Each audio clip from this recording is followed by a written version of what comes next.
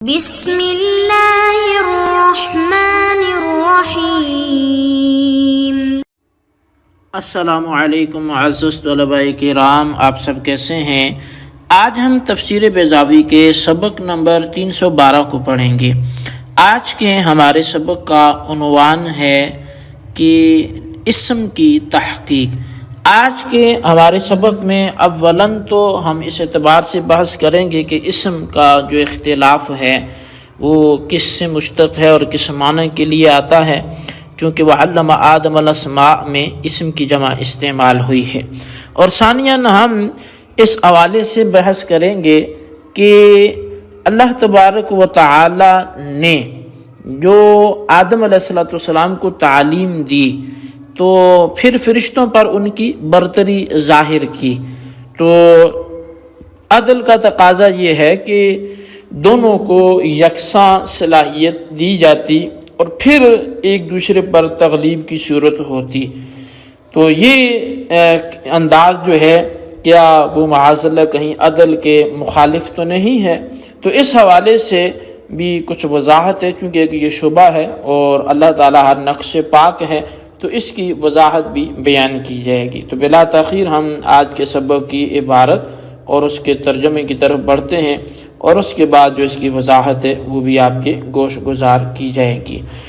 مصنف علیہ رحمہ لکھتے ہیں والاسم باعتبار الاشتقاق ما یکون علامۃ للشیء، اور اسم اپنے اشتقاقی معنی کے اعتبار سے جو کسی کی علامت ہو، یہ اس کا معنی ہے۔ وَدَلِيلًا يَرْفَعُهُ إِلَى الذِّهْنِ مَعَ الْأَلْفَاظِ وَالصِّفَاتِ وَالْأَفْعَالِ،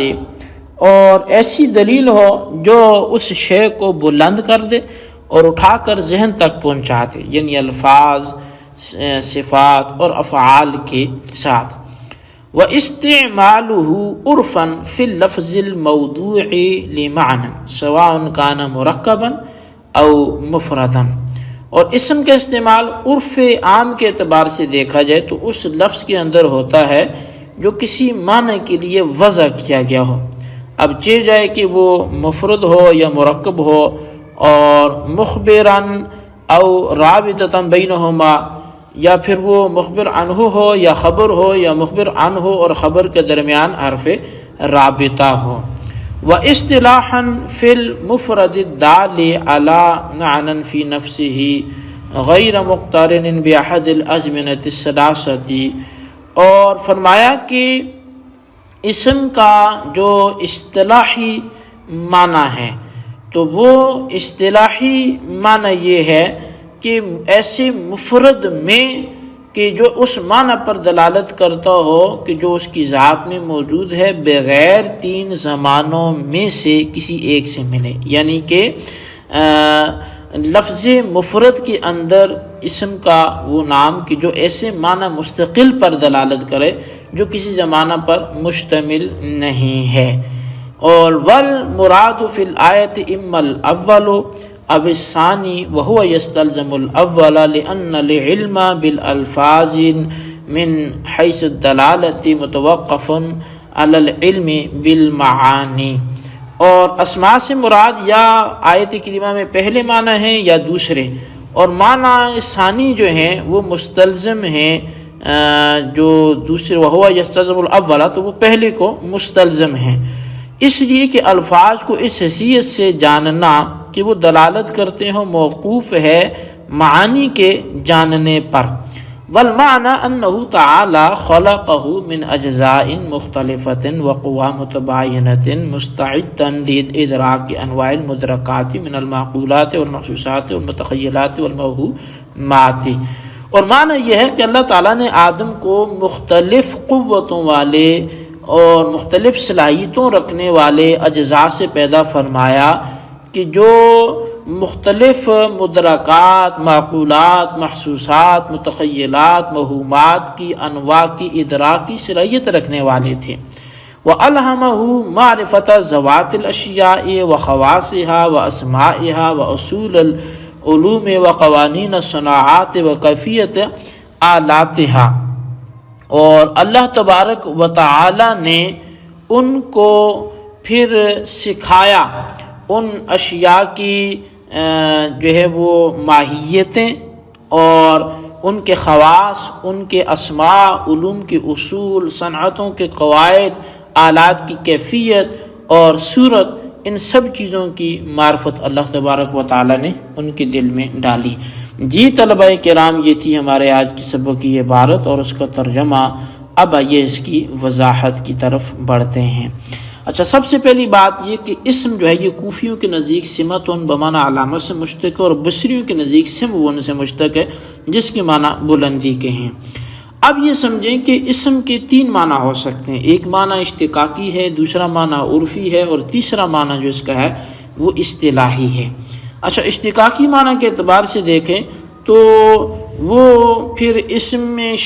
کسی شے کی علامت یا دلیل ہوتی ہے جو اس شے کو ذہن تک پہنچا دیتی ہے۔ یہ تعریف شے کے علم اور نام پر، شے کے وصف اور صفت پر، اور شے کے فعل اور عمل پر، یہ کہ سبھی پر یہ صادق آتی ہے، کیونکہ شے کا نام اس کے لیے علامت اور دلیل ہوتا ہے، اور نام سے ذہن میں اس کا تصور بھی آ جاتا ہے۔ اسی طرح شے کی صفت بھی اس کے لیے علامت اور دلیل ہوتی ہے، اور پھر اس کا جو شے کا عمل ہے وہ بھی شے کے لیے علامت ہوتا ہے کہ یہ فلاں کا فلاں پیشہ ہے، اس انداز سے۔ تو یہ جو اشتقاقی معنی ہے اس حوالے سے میں نے عرض کیا کہ وہ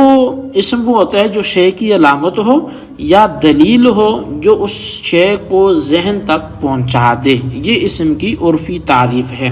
اچھا، یہ اس کی اشتقاقی تعریف ہے۔ اب اگر اس کی عرفی تعریف کریں، جو مصنف علیہ الرحمہ نے بھی عرف کے لحاظ سے و استعمال عرفاً سے اس کو بیان کیا، تو عرف سے مراد عرف عام ہے، یعنی جس کو عوام نے اختیار کر رکھا ہو۔ اب وہ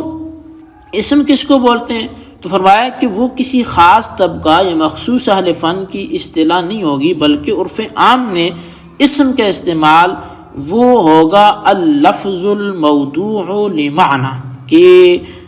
وہ لفظ جو کسی معنی کے لیے وضع کیا گیا، خواہ وہ لفظ مفرد ہو، مرکب ہو، مخبر عنہ ہو، اسم ہو یا خبر ہو، فعل ہو، کچھ بھی ہو۔ معنی عرفی اور معنی اشتقاقی یہ دونوں لازم و ملزوم ہیں، یعنی جس طرح معنی اشتقاقی کا عالم وہی ہے جو صفات، خواص، اعمال سبھی کا علم رکھتا ہو،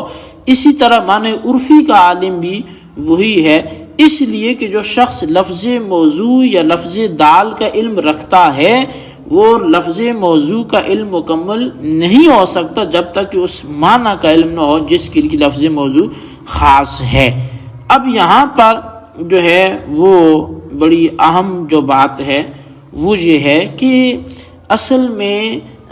اسماء سے مراد یہاں صرف نام اور الفاظ اور لغات کا علم نہیں ہے، کیونکہ یہ بات تو عقل میں نہیں آتی کہ ایک شخص جو ہے وہ محض بچوں کی طرح چند ناموں کی فہرست کو رٹا لگا لے اور اس وجہ سے وہ مسجود ملائکہ بن جائے، خلیفۃ اللہ بن جائے، مکرم بن جائے، معزز بن جائے، بلکہ علم آدم الاسماء سے جو مفسرین ہیں انہوں نے یہ مراد لیا کہ یہاں اشیاء کے نام، ان کے خواص، ان کے افعال، ان کی ماہیات، یہ ساری چیزیں مراد ہیں، یعنی صرف ان کے نام مراد نہیں ہے بلکہ اس شے کے متعلق جتنا علم ہے وہ ان کی خاصیتیں ہوں، ان کے حقائق ہوں، یہ سارے مراد ہیں۔ تو اللہ تبارک و تعالیٰ نے اپنے خلیفۃ اللہ جو پہلے اس کے خلیفہ ہیں حضرت آدم کو ان اشیاء کے نہ صرف نام سکھائے بلکہ ان کی ماہیت، خواص اور ان کے اسماء، یہ ساری تفصیلات بھی اللہ تبارک و تعالیٰ نے ان کو سکھائی۔ اور اب تیسرے جو معنی اصطلاحی ہیں تو وہ بڑے معروف ہیں جو آپ نحو صرف وغیرہ میں پڑھتے رہتے ہیں کہ اسم وہ لفظ مفرد ہے کہ جو معنی مستقل پر دلالت کرے اور کسی زمانے میں سے کسی زمانے سے ملا ہوا بھی نہ ہو۔ اچھا، اب آخر میں ایک اعتراض ہے، یہ جو اعتراض ہے وہ والمعنی سے شروع ہوتا ہے، اس کا جواب شروع ہوتا ہے کہ سوال یہ پیدا ہوتا ہے کہ آدم علیہ السلام کو جو فرشتوں کے مقابل رکھ کر برتری ظاہر کی گئی، تو ظاہر آدم علیہ السلام کو اللہ نے علم دے دیا، فرشتوں کو علم نہیں دیا، تو دونوں کو علم دیا جاتا اور پھر ان کو برتری ان کی ثابت ہوتی تو پھر ان کو مسجد ملائکہ بنایا جاتا۔ تو یہ کیا بات ہوئی کہ ادھر علم دیا ہی نہیں اور ادھر علم دے کر ان کو برتر ظاہر کر دیا؟ معاذ اللہ، یہ ایک سمجھنے کے لیے ایک اعتراض ہے۔ تو اس کا جواب یہ ہے کہ دیکھیں جی آدم علیہ السلام کو باقاعدہ بٹھا کر تو پڑھایا نہیں لکھایا گیا نا، اس سے مراد یہ ہے کہ اللہ نے ان کو استعداد، صلاحیت دی، وہ فطانت دی، وہ قوت دی، اور اب جب قوت دے دی تو اس قوت سے چونکہ انہوں نے جو ہے وہ بڑی جلدی سے تمام چیزیں کو علوم بھی سیکھ لیے، ان کی اجناس بھی سیکھ لیے، ان کے اوصاف بھی سیکھ لیے، خواص بھی سیکھ لیے، کیفیات بھی سیکھ لی، تو اب جو ہے فرشتے ان چیزوں سے محروم تھے، تو یہ آدم علیہ السلام کی وہ استعداد، یہ استعداد علم، یہ جو تھی وہ لائق تحسین تھی، اور یہ وجہ فضیلت پھر بن گئی۔